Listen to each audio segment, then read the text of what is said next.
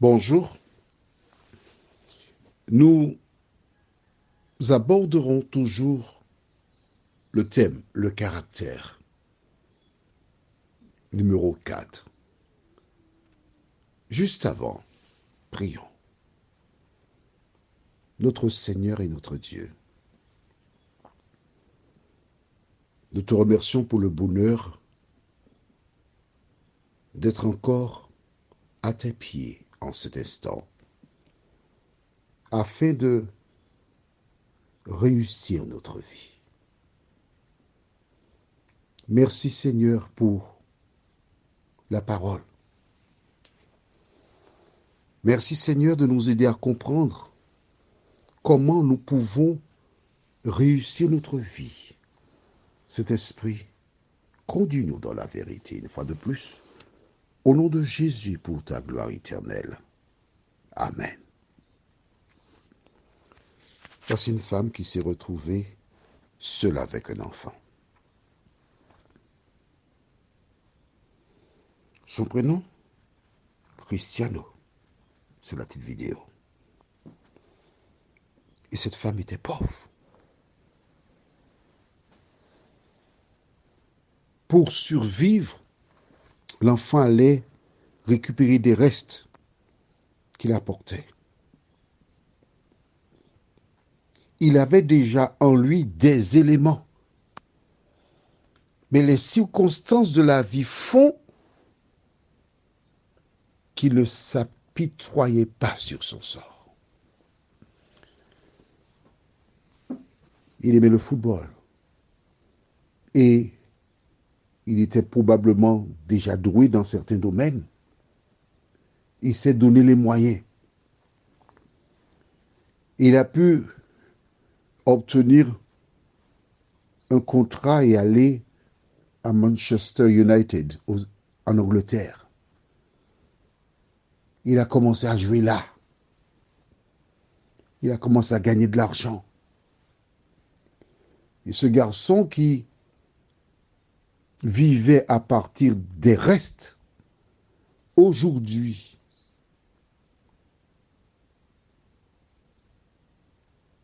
il vit dans un cadre féerique. Pourquoi? Parce qu'il y avait en lui quelque chose qui s'appelle la persévérance. Il n'a jamais abandonné. Toi qui m'écoutes, tu dis être pauvre, mais je voudrais te dire que tu es riche. Car aussi longtemps que tu as la vie, tu as le droit de te fixer des objectifs réalisables. Important. Il ne suffit pas de t'asseoir et dire, bon, je suis pauvre, je deviendrai riche, et compter les mouches qui passent dans ta maison. Mais tu dois te lever et marcher. Lisons dans le livre de Romains, chapitre 8, le verset 28. Nous savons du reste que toute chose concourt au bien de ceux qui aiment Dieu, de ceux qui sont appelés selon son dessein. Quel que soit ce qui arrive, c'est pour ton bien. Et je dis souvent, toutes les fois qu'il y a du négatif, il y a forcément du positif. Les personnes qui ont un véhicule ont sous le capot le moteur. Mais il y a aussi un élément fondamental qui s'appelle la batterie, ce qui permet d'avoir l'énergie. Et il y a ce qu'on appelle des cosses, une négative et une positive. Les deux ensemble donnent l'électricité. Chaque fois que tu as un problème, tu te poses cette question, Seigneur, où est le positif? Parce que s'il y a du négatif là, j'ai du positif. Exemple, tu t'es retrouvé seul et Tu as testé un homme qui t'a donné des garanties, entre guillemets, et quand tu as ouvert ta demeure, tu réalises qu'il est méchant avec toi. Ça c'est le négatif. Il ne te donne pas de l'argent, il te parle n'importe comment, ça c'est toujours le négatif. Et tu me poses la question où est le positif? Mais je vais te donner le positif, mais bien sûr. Le positif, c'est qu'à partir de l'expérience que tu vis, tu dois t'arrêter, faire un bilan et dire que me reste-t-il à faire? J'ai compris. Je me suis trompé. J'ai fait un mauvais choix. À l'avenir, à compter de ce jour, afin de faire le bon choix, je sais ce que je ne dois pas faire. Ça, c'est le positif. Quel que soit ce que tu traverses, quel que soit, je n'ai pas dit quelqu'un, j'ai dit quel que soit ce que tu traverses, demande à Dieu de te montrer où est le positif. Allons au livre de Philippiens, chapitre 4. J'aime beaucoup ce passage de la Bible qui m'a toujours encouragé. Que dit le passage? Verset 4 jusqu'au verset 7. Réjouissez-vous toujours dans le Seigneur. Je le répète, réjouissez-vous. Cesse de te plaindre. Tu es en difficulté, tu n'arrives pas à jeûner debout, réjouis-toi. Sois dans la joie. Parce qu'en le faisant, tu inculques à ton enfant à être dans la joie. Tu inculques à ton enfant à avoir la foi. Tu lui dis, ça ira mon enfant. Dieu va nous donner une solution. Et l'enfant qui te voit toujours joyeuse, sans que tu ne vois la solution, tu es en train d'imprimer en lui la foi et l'amour pour Dieu. Je continue au verset 5. Que votre douceur soit connue de tous les hommes. Le Seigneur est proche.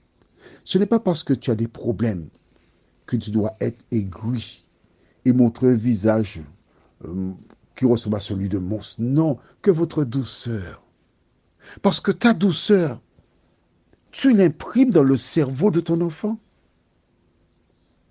Ta douceur peut l'aider par sa conduite à ouvrir des avenues pour réussir sa vie.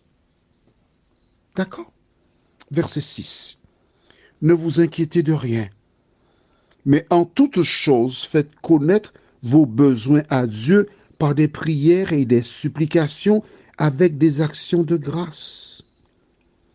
Et la paix de Dieu qui surpasse toute intelligence gardera vos cœurs et vos pensées en Jésus-Christ.